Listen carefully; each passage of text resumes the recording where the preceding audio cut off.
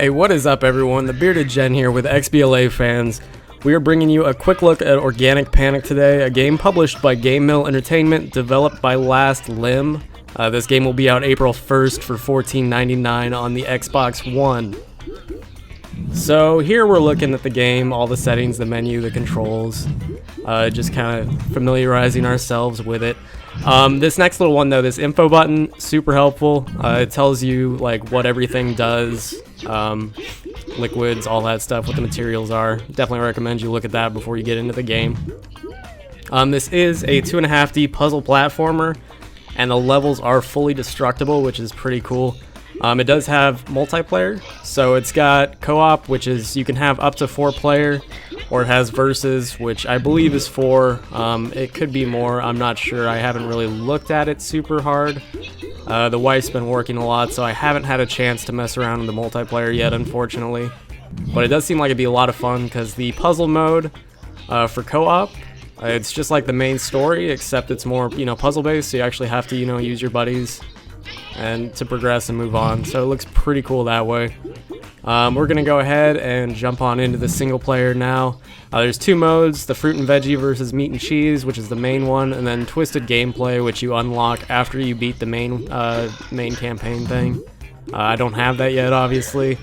As you can tell, there's quite a few levels, quite a few stages, and within each one of these stages there's about 5 or 6 levels. So we'll go ahead and do the tutorial. In each one of these that you click on, there's going to be a little comic. It will kind of tell you a little backstory on it, which, I mean, it's pretty funny. This story's just ridiculous, fruit and vegetables against meat and cheese.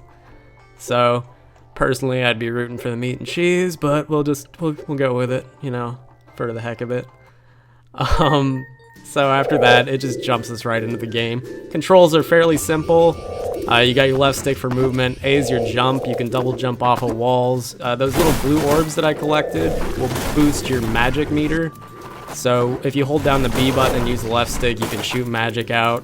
That's how you destroy a lot of environments, like the trees and everything. You can climb, if you jump on one of those poles, up and down obviously, you can run across all this kind of stuff. And then these are the first enemy types you're going to run across. They have a health bar. You just shoot your magic at them, kill them. And then those are gems. So pretty much there's going to be a bronze, a silver, and a gold medal in every level. None of these levels are timed. But in order to get the gold, you have to get the crystal and you have to kill the enemies. And as you can see there, we got the gold on that one. It tells you, what your point multipliers are and all of that. So we got the gold on the first level. This is the second tutorial level. It's telling you right now that if you actually hold down the right trigger, it zooms out. It's pretty helpful for like mapping out your plot, what you're gonna do. Unfortunately, I never really used it. I just go in blind and just run through it super fast, try to figure out what I'm doing. Those hearts will heal you if you take damage. You can get hurt by dropping objects on you or whatever. As you can see here, I fell the tree, but I blocked the platform in doing so, and I kind of screwed myself up here for a second. And I wasn't sure like why the platform wasn't moving. And then I realized I needed to destroy the tree. So I tried shooting at it from up there. That obviously didn't work. But you can see all the environments. You can destroy them. They all react.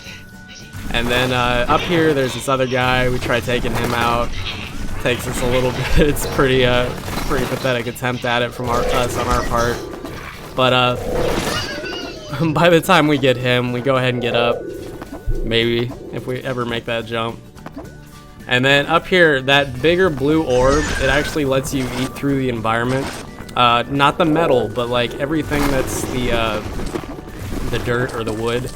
You could just chew through it like a termite almost, and it's really handy. We didn't get the gold here on this run because we missed the crystal. You had to actually eat up to get it. I got it before, I just didn't get it that time for some reason. So anyway, there's 5 levels in that. We only did a couple. This is stage 2, so I didn't do this one yet. I was going into this blind on this playthrough, so yeah, obviously there's going to be another comic, and then it drops you right in. But here, It's kind of cool. Puts you as another character, so it adds a whole nother dynamic to the game. This guy can swim underwater. If you tap A, obviously he boosts, and it's telling you here that you can push and pull objects, something that didn't really show us before either.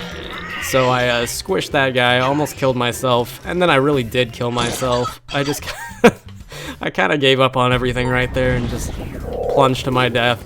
But the nice thing about the game is when you die, there's no penalty. It just starts you at the, the beginning of the level over again. And there is actually a restart button if you click in the right stick, if you ever get stuck. So, I mean, it's handy to have. A lot of runner games are doing it now, which is super nice. We double jumped up there, and then we zoomed out to see the level. And then, obviously, there's our exit. So we went to take it. But yeah, thanks guys for this quick look.